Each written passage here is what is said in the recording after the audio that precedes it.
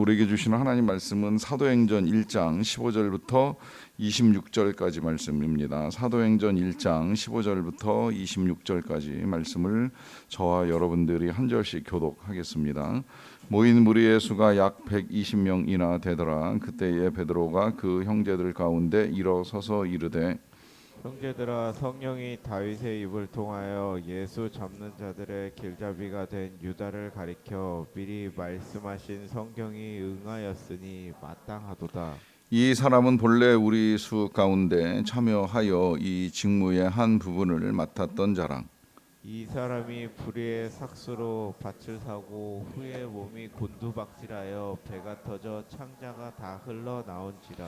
이 일에 예루살렘에 사는 모든 사람에게 알리어져 그들의 말로는 그 밭을 아겔다메라 하니 이는 피바티라는 뜻이라. 시편에 기록하였으되 그의 거처를 황폐하게 하시며 거기 거하는 자가 없게 하소서 하였고 또 일렀으되 그의 직분을 타인이 취하게 하소서 하였도다. 이러함으로 요한의 세례로부터 우리 가운데서 올려져 가신 날까지 주 예수께서 우리 가운데 출입하실 때에 항상 우리와 함께 다니던 사람 중에 하나를 세워 우리와 더불어 예수께서 부활하심을 증언할 사람이 되게 하여야 하리라 하거늘. 그들이 두 사람을 내세우니 하나는 바사바라고도 하고 별명은 유스도라고 하는 요셉이요 하나는 마띠아라. 그들이 기도하여 이르되 무사람의 마음을 아시는 주여, 이 두 사람 중에 누가 주님께 택하신 바 되어 봉사와 및 사도의 직무를 대신할 자인지를 보이시옵소서. 유다는 이 직무를 버리고 제 곳으로 갔나이다 하고 제비 뽑아 마띠아를 얻으니 그가 11 사도의 수에 들어가니라. 아멘. 어제 말씀을 시작하면서 우리가 살면서 겪는 어려움 가운데 한 가지가 이별이라 하는 말씀을 나누었습니다. 제자들이 예수님과 십자가의 죽음을 통해서 이별을 하고 후에는 예수님의 승천과 함께 다시 한번의 이별을 겪어 나가는데, 그래도 이 이별은 십자가 후의 부활 그리고 이제 승천 후의 재림이라고 하는 소망이 있는 이별이라고 할 수가 있는데, 이 제자들이 겪었던 또 하나의 이별의 아픔은 이제 그들과 함께 예수님을 따라다니던 제자 유다의 죽음이라고 할 수가 있습니다. 이 유다가 예수님의 죽음 어간에 이제 마태의 기록에 따르면 자살을 해서 세상을 떠난 걸로 되어 있고, 아니면 이제 오늘 본문에서는 그가 밭에 곤두박질하면서 그 창자가 다 터져 나오는 이제 죽음을 겪은 것으로 기록이 되어 있는데, 어떤 것이 맞든지 이제 이 유다의 죽음 자체는 굉장히 비참한 죽음이라고 하는 건 이제 틀림이 없습니다. 이 죽음 자체도 어떻게 보면 제자들에게 큰 충격을 주는 사건이라고 할 수도 있겠습니다만은, 더욱 힘든 건 이제 그가 어떤 형태로든 3년 동안 예수님과 함께 제자들과 함께 이제 동행을 했던 사람이라고 하는 사실이고요. 거기에 이제 더하여서 그는 이제 직무를 가지고 있었던 사람입니다. 우리에게 알려진 바로는 회계라고 하는 이제 직무를 가지고 이 제자들 공동체의 모든 재정을 맡아서 관리하는 직무를 감당했고, 또 어떻게 보면 이 제자 12명 중에 인간적으로는 제일 이제 똑똑하고 또 계산이 빨랐던 사람이 아니었을까. 뭐 다른 사람들 물론 세례 출신의 마태도 있지만 어부 출신의 베드로 같은 사람도 있는 것으로 봐서는 이 민족 봉기를 위해서 늘 여러 가지 생각과 계산을 많이 했던 열심당원이었던 이 유다가 나름대로의 능력 있었던 사람으로 여겨지는데, 그가 이제 어느 날 갑자기 세상을 떠나는 이제 이 모습을 보는 것 또한 이 제자들에게 있어서는 그렇게 이제 썩 기쁜 일이 아니라고 하는 사실은 틀림이 없지요. 특히 오늘 본문 25절에서는 이 유다가 이 직무를 버리고 제 곳으로 갔나이다라고 하는 표현을 통해서 직무를 맡았던 사람이 직무를 버리고 예수님을 팔아 넘긴 다음에 결국 이제 그가 갈 수밖에 없는 이제 비참한 상황까지 가게 되었다라고 하는 표현인데, 이 표현을 우리가 좀 눈여겨봐야 될 필요가 있는 것은 이 직무가 사람을 지켜주지 못한다라고 하는 사실입니다. 우리는 직분을 받으면 그 자체가 신앙인 것처럼 착각을 하는데, 직분은 신앙도 아니고 신앙을 지켜주지도 못해요. 오히려 직분이 신앙을 더 악화시키는 결과도 가져옵니다. 뭐 이건 교회 안에서 어떤 직분이든지, 이것이 뭐 꼭 장로, 권사, 집사 아니더라도 목사, 전도사라고 하더라도 그 직무를 감당한다고 해서 그것이 신앙은 아니지요. 또 그 직무가 신앙을 지켜주지는 못해요. 물론 직무를 감당하는 동안에 그 직무를 잘 감당하기 위해서 기도하고 섬기고 더 낮아지고 더 겸손한다면 뭐 그야말로 이제 더할 나위 없이 좋은 직분을 감당하는 사람이라고 할 수가 있는데, 오히려 그 직분 때문에 내가 이 직분을 갖고 있기 때문에 아무 문제 없을 거야라고 착각하는 그 일은 그 사람의 신앙뿐만 아니라 인생도 지켜주지 못하는 거예요. 그러니까 아무리 예수님을 따라다니는 것처럼 보이고 그 가운데 회개라고 하는 중요한 직무를 맡아서 감당을 한다고 하더라도 예수님을 바로 보고 바로 믿지 아니하면 결국은 그 신앙같이 보였던 것들 아무 소용없이 그 인생까지도 불행에 빠뜨리는 이제 결과를 초래하게 된다라고 하는 것이 분명하게 나타납니다. 이유는 예수님을 믿어도, 아니 믿는다기보다는 따르는 것처럼 보여도 결국은 자기 생각을 못 버린 거예요. 이 예수를 통해서 민족 해방 혹은 민족 구원이라고 하는 자기 나름의 목표를 이루어 가고자 하는 이 생각에서 벗어나지 못하고 자기 뜻을 이루기 위해서 예수님을 이용하려고 하다 보니까 결정적 순간에 드러나는 그의 믿음은 오늘 보는 이 비참한 결과로 끝나는 인생이 돼버리고 말았다라고 하는 것이죠. 늘 말씀드리지만 믿음은 우리의 생각을 내려놓는 것입니다. 내려놔야 하는 이유는 우리의 생각은 틀렸기 때문입니다. 우리의 생각이 옳다고 하는 것부터가 일단 우리가 잘못 가고 있다고 생각을 하셔도 틀리지 않습니다. 사람의 생각이 어찌 옳을 수가 있겠습니까? 사람은 그 생각하는 바가 어려서부터 잘못되었다라고 창세기에서 기록이 된 내용이에요. 그러니까 그런 사람의 생각을 키워와서 나이가 들었다고 해서 뭔가 선한 것이 나올 것이라고 기대하는 건 어렵지요. 아니 오히려 어린아이에게서조차도 나오지 않는 선이 나이가 들어서 나온다라고 하는 건 더욱 어려운 일이 될 수밖에 없어요. 그러하기 때문에 선하지 아니한 우리의 생각들을 내려놓고 하나님의 뜻이 무엇인지, 예수님이 우리에게 말씀하신 것이 무엇인지를 찾아 나가는 것이 믿음이라고 할 수가 있겠는데, 이것이 이제 우리의 힘으로 되지 않기 때문에 주님이 우리에게 약속하신 것이 있지요. 그것이 바로 성령이라고 하는 거예요. 성령이 우리에게 강림하시고 성령이 우리에게 충만해질 때 우리는 성령의 지혜로 말미암아 이 세월을 아끼고 지혜로운 삶을 살아갈 수 있는 자가 되게 됩니다. 그래서 그 성령을 받기 위해서는 함께 모여서 예루살렘에 모여서 기도하기를 이제 계속 하라라고 하는 이제 명령을 내리시고 승천을 하신 것이고요.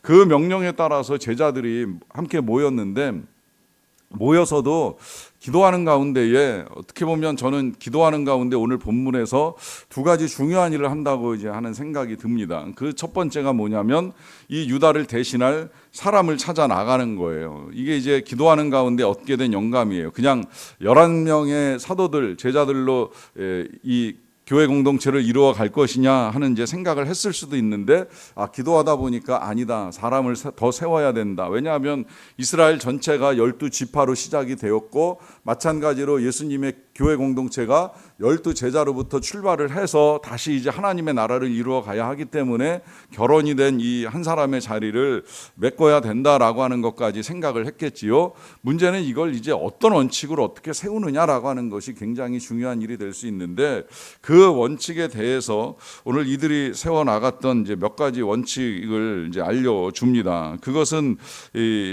첫째로 오늘 본문에 보시게 되면 21절에 요한의 세례로부터 예수님이 그들 가운데서 올려져 가신 날까지 출입하실 때 항상 함께 다니던 사람 중에 하나를 세우는 거예요. 그러니까 그냥 갑자기 나타난 사람을 세우는 것이 아니라, 기왕이면 이제 요한의 세례를 받은 그 이후로부터 어느 순간인지 정확하게 표현은 할 수 없지만 같이 예수님 공동체에 합류가 되어서 예수님이 승천하실 때까지 함께 다니던 사람, 그러니까 이제 긴 시간 동안에 동행과 검증을 통하여서 볼 수 있었던 사람이라고 하는 것을 이제 첫 번째 조건으로 세우고요.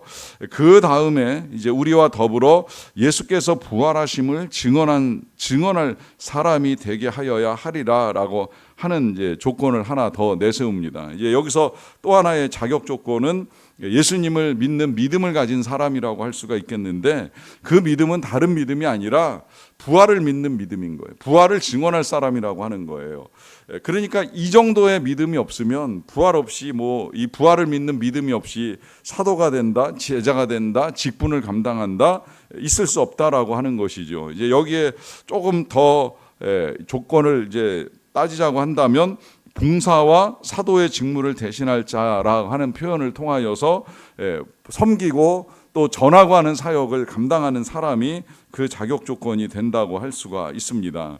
이제 여기까지가 이제 첫 번째로 그들이 정한 원칙이라고 할 수가 있겠는데, 이 원칙 속에서 가장 중요한 건 예수의 부활을 증언할 사람이라고 하는 거예요. 이게 이제 직분을 받는 가장 중요한 첫 번째 이유라고 할 수가 있습니다. 이 부활을 증언하는 것, 이것이 가장 중요한 교회와 공동체의 사명이기 때문인 것이고요. 또 이 사명을 감당함에 있어서는 그것을 믿을 뿐만 아니라 입 밖으로 증거할 수 있는 믿음을 가진 사람이다라고 하는 것을 이제 알 수가 있겠고요. 여기에 이제 그들이 또 하나 이제 원칙을 세운 것이 있다라고 한다면, 이제 선출의 이제 과정에 대한 것이라고 할 수가 있겠는데요. 그 선출을 하는 과정이 이제 좀 독특하게도 26절에서는 제비를 뽑아서 마띠아를 얻는 것으로 이제 결과가 나오게 되었습니다. 그러니까 이 선출의 과정의 선출 방식은 이제 제비를 뽑는 것이다라고 할 수가 있겠는데, 이것이 참 귀한 하나님의 음성을 듣는 방식이에요. 제가 지금 봐서 하나님의 음성을 듣는 훈련 과정을 다시 한번 이제 조만간에 열려고 준비를 하고 있는데, 그 하나님의 음성을 듣는 건 단순히 기도하면서 막 귀로 듣는 것만이 아닙니다. 생각보다 이제 많은 하나님의 음성을 듣는 방법이 있는데, 그 방법 중에 하나가 오늘 여기 본문에 나와 있는 방식대로 제비를 뽑는 거예요. 제비를 뽑아서 하나님이 원하시는 길이 어디인가라고 하는 것을 이제 찾는 방법인데, 늘 이 방법을 가지고 말씀을 드릴 때마다 주의를 드리는 것은 이거 장난삼아 할 일 절대 아니라는 거예요.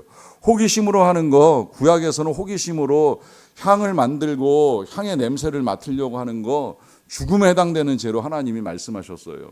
하나님을 우리가 호기심으로 알아본다, 그래서 지성소에 들어가 본다, 이 또한 죽을 죄라고 말씀을 하셨어요. 우리가 하나님을 만나는 것, 하나님의 음성을 듣는 이 모든 것들은 하나님의 뜻을 따르는 순종과 함께 병행되어야 될 귀한 약속이라고 하는 사실을 잊어서는 아니 된다라고 하는 걸 알려주시는 것이고요. 그러하기 때문에 제비를 뽑았을 때 이 제비는 당시에 하나님의 절대적인 음성을 인정하고, 더 나아가서는 하나님의 권위와 명령을 인정하고 그 사람을 세워나가는 작업이기 때문에 굉장히 신중하게 이제 기도하면서 진행이 되어야 돼요. 어떻게 보면 오늘 본문에서도 여러 가지 원칙 중에 제가 두 가지를 말씀드렸지만, 사실은 가장 중요한 원칙은 그들이 기도하면서 이 일들을 진행했다는 거예요. 사람을 세우기 전부터 기도하고, 자격을 따질 때도 기도하고, 그리고 이제 두 사람을 구할 때에도 기도했고, 구하고 난 다음에도 기도한 다음에 마지막에 이제 이 마띠아라고 하는 사람이 세워지는데, 그 사람이 세워지는 과정까지 지금 이 모든 것들이 기도와 함께 진행이 되고, 딱 세우고 난 다음에 본문에서 보시는 대로 어디 이론이나 반론 없습니다. 이 모든 것들에 대한 하나님의 뜻과 권위를 인정하고 다 순종을 해요. 그런데 이 순종해 나가는 과정 중에 세워지는 사람을 이렇게 보게 되면, 사실 여기 이 사도행전 이 부분 말고는 우리에게 잘 드러나지 않는 또 한 명의 사람이 세워지는 거예요. 신약 성경에 전혀 언급이 없습니다. 그럼에도 불구하고 이 사람이 세워지는 이 과정을 우리가 오늘 중요하게 여겨야 될 것은 뭐냐면, 이 사람이 이렇게 세워지기까지 예수님을 따라다니면서 전혀 드러나지 않았다는 사실이에요. 그런데 하나님은 알고 계셨다는 사실이 드러나는 것이고요. 하나님이 아시기 때문에 이제 이들이 기도하고 사람을 세워나가는 과정 중에 이 마띠아라고 하는 이름이 이제 드러나게 됩니다. 저는 이 이름을 어렸을 때 교회 학교에서 토요일날 토요일마다 모여서 토요 집회를 했는데, 한 달에 한 번씩 성경 퀴즈를 했고요. 그 퀴즈를 할 때 사도행전 본문으로 이제 퀴즈를 했던 적이 있어요. 그때 1번으로 나왔던 이제 이 퀴즈의 질문이 바로 이거였습니다. 유다를 대신해서 선출된 제자가 누구인가라고 했을 때 그때 이제 처음 들었던 이름이 이 마띠아라고 하는 이름인데요. 이 이름을 들으면서 참 귀한 이름이라는 생각을 많이 했어요. 왜냐하면 예수님의 12제자 가운데 이름이 없잖아요. 그럼에도 불구하고 열심히 예수님의 승천 때까지 따라다니면서 섬겼던 사람이고요.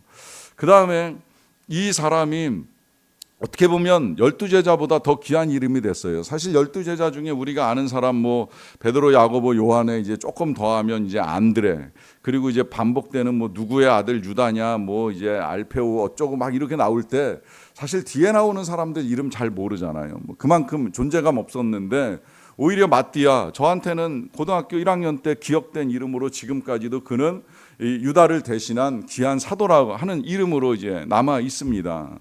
그만큼 드러나지 아니할지라도 언젠가는 귀한 이름으로 누군가에게 기억되는 그 누군가 중에서도 하나님께 기억되어서 때가 됐을 때 그 이름이 영광스럽게 드러나는 아름다운 이름이 되었다는 사실이지요. 그러하기 때문에 우리가 이 세상에서 누구에게 드러나느냐 안 드러나느냐는 중요하지 않습니다. 하나님은 처음부터 끝까지 다 알고 계시고 그리고 때가 이르렀을 때에 그 이름을 높이시고 그를 존귀하게 하신다라고 하는 사실이 더욱 분명해집니다. 그러하기 때문에 우리에게 있어서 필요한 건 지금 이렇게 제자들이 모여서 기도하며 이 모든 일들을 진행하고 감당하듯이 우리도 역시 마찬가지로 기도하며 감당해 나가는 거예요. 우리의 직분이 크든지 작든지 어떠한 직분을 가졌든지 그 직분을 봉사의 직무로 알고 잘 섬기고 감당하는 가운데 그 직무를 감당하다 보면 때가 되면 너희를 높이시리라고 약속하여 주신 주님의 말씀대로 하나님이 우리에게 입혀주시는 영광과 면류관이 예비되어 있습니다. 그러하기에 오늘도 기도하며 성령 충만한 가운데 각자에게 주어진 교회와 일상의 모든 직무를 잘 감당하는 저와 여러분들이 되시기를 간절히 축원합니다. 기도하겠습니다. 사랑과 은혜가 풍성하신 아버지 하나님 감사합니다. 오늘도 하나님의 은혜 가운데 우리가 함께 모여서 기도하며 이 하루를 열게 하여 주셔서 진심으로 감사를 드리옵나이다. 아버지 무엇보다 우리가 하나님의 말씀과 명령에 따라 기도하면서 살아가는 하나님의 백성들이 되게 하신 것을 감사합니다. 기도를 계속하고 감사함으로 기도에 깨어 있으라라고 하시는 말씀에 따라 오늘도 모인 모든 주의 백성들이 기도하며 나아가옵나이다. 하나님 필요한 은혜를 내려주시옵소서. 성령의 충만함을 더하여 주시옵소서. 하나님의 은혜 가운데 직무를 잘 감당하는 자들이 되게 하여 주시옵소서. 교회에서뿐만이 아니라 일상에서도 모든 직무를 은혜 가운데 잘 감당하며 나아갈 수 있도록 주께서 성령으로 충만하게 하여 주시고 또 지혜와 능력을 더하여 주시기를 간절히 원합니다. 하나님 특별히 우리 모두에게 이렇게 저렇게 교회에서 섬길 만한 직분을 허락하여 주셨는데 이러한 우리의 직무가 드러나든지 아니 드러나든지 성실하게 잘 감당하는 자들이 되기를 원합니다. 주의 부활을 증언하며 또 교회를 세우기 위하여 우리의 역할과 사명을 잘 감당하는 자들이 되게 하여 주시옵소서. 직무를 버리고 떠나갔던 유다 같은 자가 되지 않도록 도와주시고 또 직분을 감당하지 못하여 삶과 그 직분을 이루라고 말씀하여 주신 아키포 같은 이야기를 듣지 않게 되기를 원합니다. 아버지 하나님 끝까지 성실하게 기도하는 가운데에 이 모든 직무를 감당함으로 말미암아 마띠아가 드러나고 그 영광을 입었던 것처럼 우리를 위하여 높이시고 면류관을 씌워주시는 하나님의 은혜를 누릴 수 있는 자들이 다 되게 하여 주시옵소서. 이렇게 하나님의 나라와 의를 구하는 주의 백성들의 삶에 필요한 은혜를 내려 주시옵소서. 가정에 임한 어려움을 하나님 도와주시사 은혜 가운데 모든 것들이 잘 회복되고 가정 안의 평화와 하나님의 나라를 이루며 가정을 통하여서 찬송하고 예배하며 영광을 올려드리는 역사를 이루어 갈 수 있도록 도와주시옵소서. 일터의 은혜를 내려주시기를 원합니다. 섬기는 직장에 여러 가지 어려움들을 헤아려 주시옵소서. 하나님의 은혜 가운데 막혀있고 어려웠던 문제들이 잘 해결되게 도와주시고 일터 역시 하나님의 나라를 이루어서 함께 일하는 사람들이 기쁨과 보람을 누리는 아름다운 일터가 될 수 있도록 하나님 친히 경영하고 다스려 주시옵소서. 우리나라의 하나님의 뜻이 이루어지기 원합니다. 사람들의 생각에 의하여 다스려지는 나라가 되지 않게 하여 주시옵소서. 통치자들이 맡겨진 그 직무가 하늘로부터 임하였다는 사실을 분명하게 기억하고 겸손히 하나님을 섬기는 가운데에 정말 나라를 위한 통치, 민족을 위한 결정을 이루어 갈 수 있도록 하나님이 함께하여 주시기를 간절히 원합니다. 선교사님을 도우셔서 어려운 여건 중에도 사역하는 모든 일들 가운데 열매가 있게 하시고 부활을 증언하는 가운데에 많은 자들이 예수 그리스도께로 돌아오는 아름다운 역사를 이루게 도와주시옵소서. 감사드리옵고 예수님의 이름으로 기도하옵나이다. 아멘.